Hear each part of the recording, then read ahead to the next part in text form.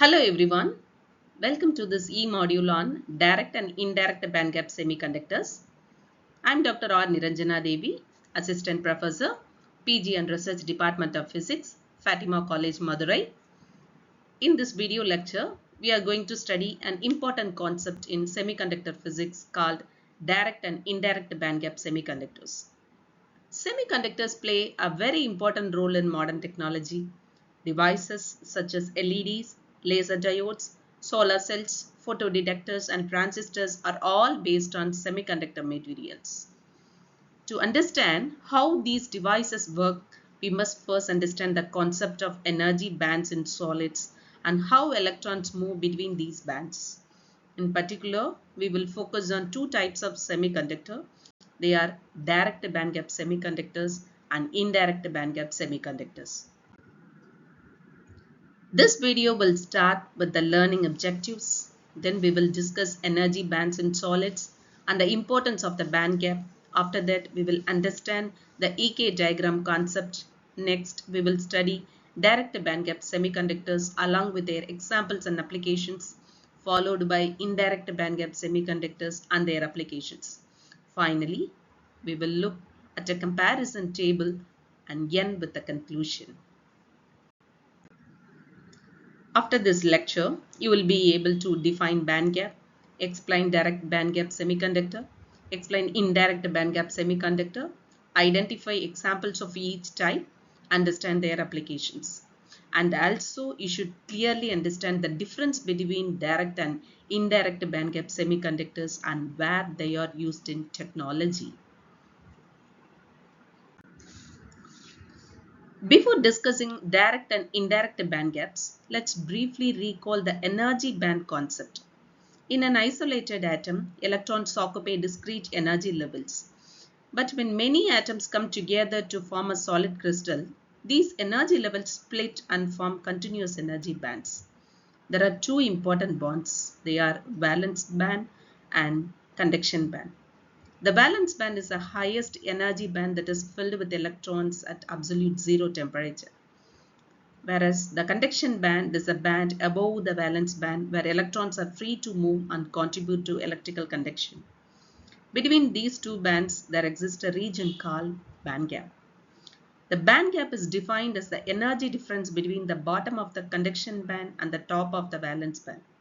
Mathematically, we can represent the band gap energy as Eg is equal to Ec minus Ev, where Ec is the energy of conduction band minimum, Ev is the energy of valence band maximum.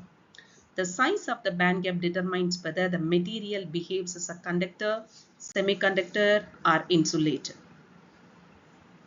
In crystals, electrons are described not only by their energy, but also by their momentum, which is represented by the wave vector k.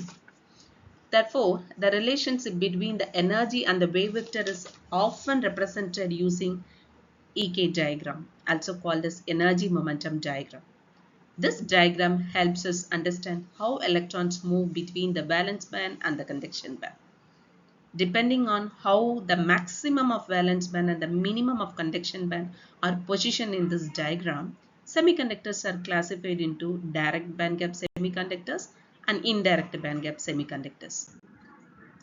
The bandgap plays a crucial role in determining whether a material behaves as a conductor, semiconductor, or insulator.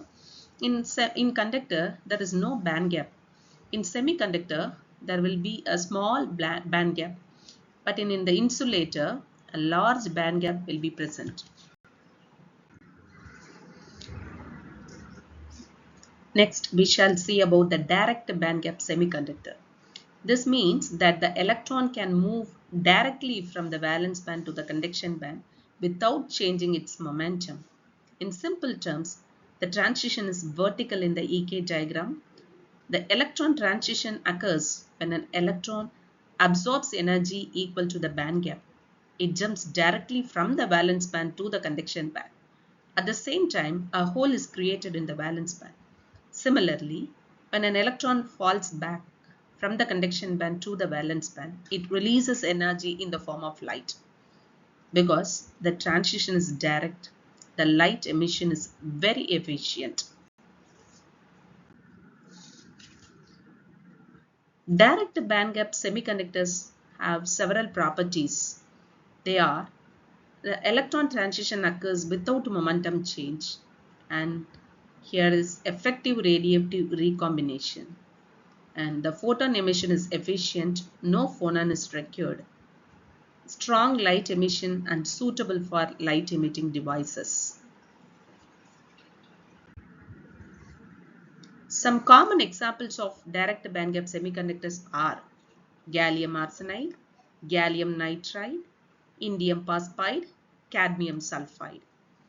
Because they emit light efficiently, direct bandgap semiconductors are used in LEDs, that is light emitting diodes, laser diodes, optical communication devices.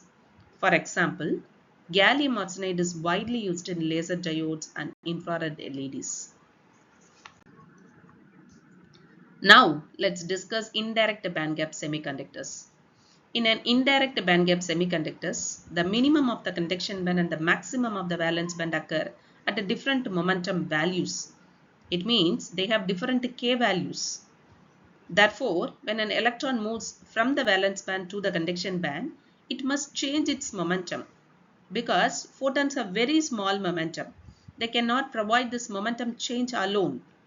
Hence, another particle called a phonon is involved. What is a phonon? A phonon is a quantized vibration of atoms in a crystal lattice. Phonons help provide the additional momentum required for the transition. In indirect bandgap semiconductors, the electron transition requires both photon energy and phonon interaction. Because two particles are involved, the transition probability is lower for the case of indirect bandgap semiconducting materials. Indirect bandgap semiconductors have the following properties. The electron transition requires phonon assistance. Light emission is inefficient and mostly used for electronic devices rather than light sources. The common examples of indirect bandgap semiconducting materials are silicon and germanium. Silicon is the most widely used semiconductor in the electronic industry. Then indirect bandgap semiconductors are used in transistors, integrated circuits, microprocessors, and solar cells. Although silicon is inefficient in light emission, it is excellent for electronic switching and amplification. Let's summarize the differences. The direct bandgap semiconductor, in them, the conduction band minimum and the valence band maximum occur at the same momentum. For this, no phonon is needed and efficient light emission will be here in the direct bandgap semiconductors, and they are used in LEDs and lasers. Example for direct bandgap semiconductors are gallium arsenide, gallium nitride, and indium phosphide. For the case of indirect bandgap semiconductors, the conduction band minimum and valence band maximum occur at different momentum. Here, phonon is required for transition, and here is poor light emission, and they are used in electronic devices. Simple examples for indirect bandgap semiconducting materials are silicon and germanium. Let's conclude today's session. We learned that the band gap is the energy difference between the valence band and the conduction band. Based on the position of the energy bands in the EK diagram, semiconductors are classified as direct bandgap semiconductors and indirect bandgap semiconductors. Direct bandgap materials are excellent for light emitting devices, while indirect bandgap materials like silicon and germanium are mainly used in electronic circuits and semiconductor technology. Understanding this concept is essential for studying optoelectronics, semiconductor devices, and modern communication technology. Thank you for your patient listening. Let's meet in the next e-module. Thank you.